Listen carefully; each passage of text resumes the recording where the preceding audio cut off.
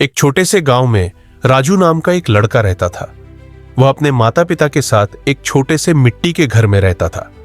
पिता लकड़ी का काम करते थे और मां दूसरों के घरों में बर्तन मांजती थी।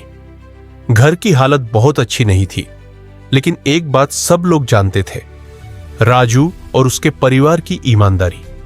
राजू बचपन से ही सच्चा और सरल स्वभाव का था। उसे झूठ बोलना बिल्कुल पसंद नहीं था। उसकी मां हमेशा कहती थी, बेटा, सच्चाई कभी हारती नहीं। चाहे पूरी दुनिया तुम्हारे खिलाफ हो जाए, पर अगर तुम सच के साथ हो तो जीत तुम्हारी होगी। राजू ये बात दिल में बसा लेता। घटना की शुरुआत एक दिन गांव में मेले का आयोजन हुआ। चारों ओर खुशी का माहौल था। झूले, मिठाइयां, खिलौने, नाच गाना, सब कुछ था। राजू के पिता ने उसे 5 रुपए दिए और कहा, जा बेटा, मेले का आनंद ले आ।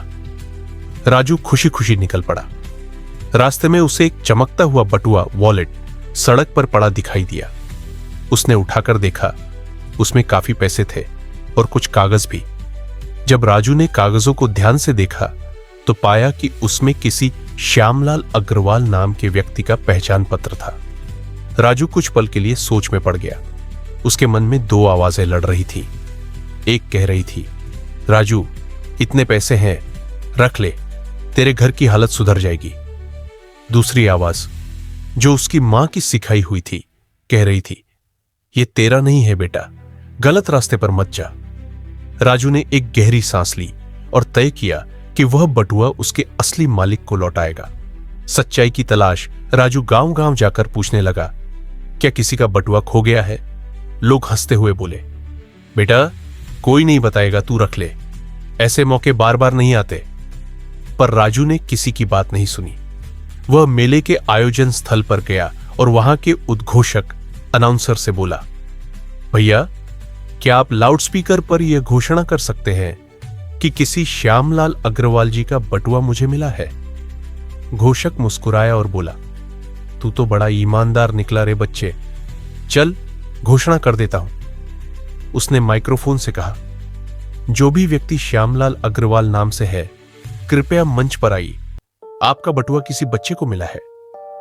इंतजार और मुलाकात करीब 10 मिनट बाद एक बुजुर्ग व्यक्ति सफेद कपड़े पहने, थोड़ा परेशान सा चेहरा लिए वहां पहुंचे।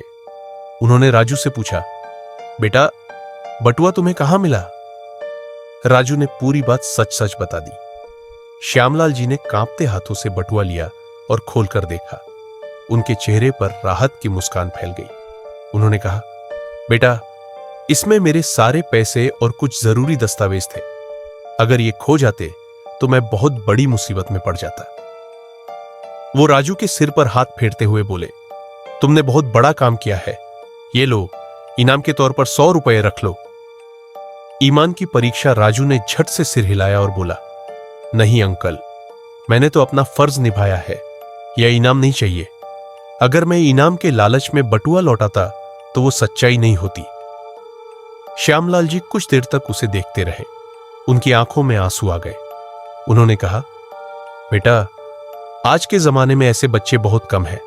तुम्हारे मां बाप ने तुम्हें बहुत अच्छे संस्कार दिए हैं। उन्होंने जिद की, अगर पैसे नहीं लोगे तो कम से कम मेरे घर आकर चाय तो पी लो। राजू ने मुस्कुराकर हां कह दी। आदर और आशीर्वाद श्यामलाल जी ने अपने घर जाकर राजू का खूब आदर सत्कार किया। उसकी सादगी और ईमानदारी देखकर उन्होंने गांव के सरपंच को बुलाया और सबके सामने कहा, इस बच्चे ने मुझे वो सिखाया है जो बड़े बड़े लोग भूल जाते हैं, सच्चाई सबसे बड़ी ताकत है। सरपंच ने तुरंत कहा, राजू की ईमानदारी के सम्मान में आज से गांव के स्कूल में हर साल सच्चाई दिवस मनाया जाएगा। राजू के माता पिता को भी बुलाया गया। उन्हें देखकर सब लोग तालियां बजाने लगे। राजू की मां की आंखों में गर्व के आंसू थे। उन्होंने कहा, आज मुझे अपने बेटे पर गर्व है। मैंने उसे सिर्फ सच बोलना सिखाया था, पर आज उसने मुझे सिखाया कि सच्चाई का रास्ता कभी खाली नहीं होता। अंत और सीख, कुछ सालों बाद वही राजू बड़ा होकर एक ईमानदार अधिकारी बना। लोग कहते थे, अगर हर बच्चा राजू जैसा हो जाए तो दुनिया में किसी को डरने की जरूरत नहीं पड़ेगी। राजू अक्सर स्कूलों में जाकर बच्चों को यही कहानी सुनाया करता था। वह हमेशा कहता, सच्चाई रास्ता कठिन बनाती है, पर मंजिल वही दिखाती है जो झूठ कभी नहीं दिखा सकता। कहानी की सीख, सच्चाई हमेशा जीतती है, चाहे वक्त कितना भी कठिन क्यों ना हो।